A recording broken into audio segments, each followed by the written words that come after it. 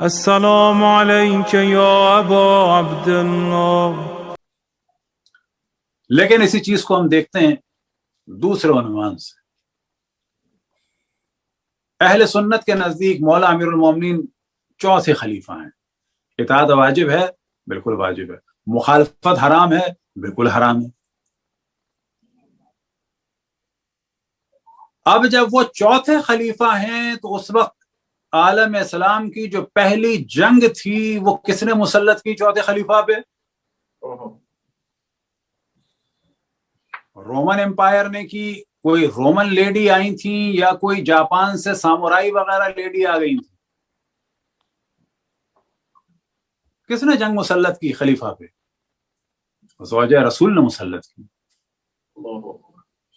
آپ کو پتا ہے صحابہ کے فضائل، اور آپ کو پتا ہے کہ صحابہ کی مخالفت حرام ہے، آپ کو پتا ہے صحابہ کو برا کہنے سے انسان کافر ہو جاتا ہے، تو سوال یہ پیدا ہوتا ہے کہ حضرت عائشہ کو نہیں پتا تھی یہ چیزیں؟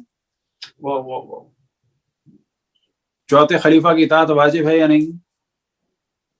نہیں، اصل میں وہ کہہ رہی تھی کہ تیسرے خلیفہ مارے گئے تو انہوں نے انتقام کیوں نہیں لیا، یعنی اعتراض کر رہی تھی۔ نہیں، وہ تو مذاکرے کے لیے جب جاتے ہیں تو اونٹ پر لوہے کی ہودج بنائی جاتی ہے، اور جاتے ہی بیت المال کے 70 افراد کہ جو مولا امیر المومنین کی جانب سے محافظ تھے، کہ جن کے بارے میں تاریخ میں بیان ہوا کہ سندھی تھے اور بعض جگہ بیان ہوا کہ جاٹ تھے، رسول کے صحابی جو مولا امیر المومنین گورنر تھے عثمان بن حنیف، ان کو پٹوایا، ان کے سر کے بال، داڑھی کے بال، مونچھوں کے بال، بھووں کے بال نچوا دیے، حتیٰ پلکوں کے بال نچوا دیے۔ یہ احترام تھا صحابی رسول کا۔ اور اس کے بعد پہلے تو حکم دیا تھا مار دو، لوگوں نے سمجھایا محترمہ کو کہ یہ مر گیا تو اس کا بھائی جو ہے وہ پاورفل ہے مدینہ، تو کہا کہ یہ سب کچھ کرو، مارو پیٹو، داڑھی بھویں مونچھیں بال نوچو، مونڈے نہیں تھے، نوچے تھے۔ اب ہمارے لوگ کہتے ہیں جی علی کے گورنر کے، ہاں لیکن وہ صحابی رسول تھے۔ مولا امیر المومنین کے بعض اصحاب صحابی نہیں تھے، لیکن یہ صحابی تھے، مولا کے بھی، لیکن سب سے بڑھ کے رسول اللہ کے صحابی تھے۔ اس صحابی رسول کو مارنا اور پیٹنا جائز تھا، یہ مذاکرے کا حصہ تھا۔ اب نوبت یہاں تک آتی ہے کہ قتل عام کا بازار گرم ہو رہا ہے، اور مولا کے مصائب میں تو واقعاً اتنا ہی کافی ہے کہ ایسے افراد سے مقایسہ کیا جا رہا ہے کہ جن میں اتنا فرق ہے کہ آسمان اور زمین کا، مولا کا مقایسہ ہو رہا ہے۔ کہ بعض جگہ بیان ہوا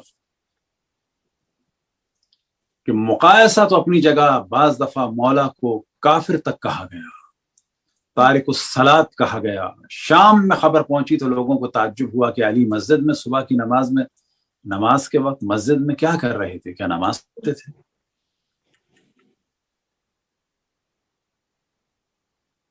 اب یہاں پر ہم دوبارہ سوال کریں کہ چوتھا خلیفہ بننے کے بعد زوجہ رسول اور معاویہ نے حملہ کیا۔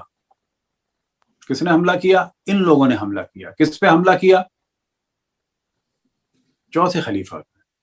ہم اس وقت اہل سنت کے پوائنٹ آف ویو سے بات کر رہے ہیں، چوتھے خلیفہ پہ۔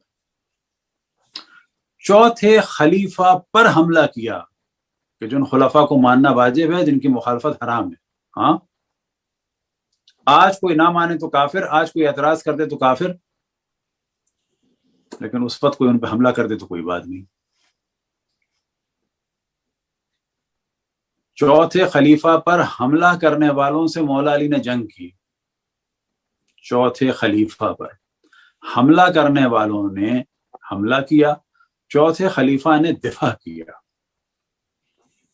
محترمہ مدینے سے فوج لے کے نکلی، لوگوں کو جمع کرتی ہوئی، اور بصرہ میں آ کر قتل عام کیا۔ مولا امیر المومنین نے جا کر مدینے میں نہیں کسی کے ساتھ کوئی مار پٹائی، اتنا تنگ کیا مولا کو کہ مولا کو مدینے سے نکلنا پڑا، کوفے میں مرکز بنانا، ایسے حالات کر دیے تھے۔ جب وہاں مولا کو نہ مار سکے اور تنگ نہ کر سکے تو یہ محترمہ چلی ہیں مدینے سے مکے، اور مکے سے ہوتی بھی کہاں تک؟ بصرہ میں قتل عام کے لیے۔ یہ ہے جنگ جمل، مذاکرہ نہیں تھا، یہ ہے جنگ جمل۔